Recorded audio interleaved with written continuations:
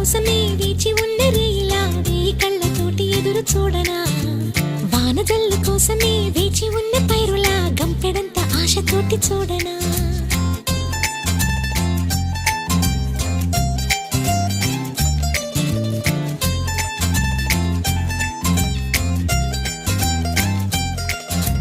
జోల పాట కోసం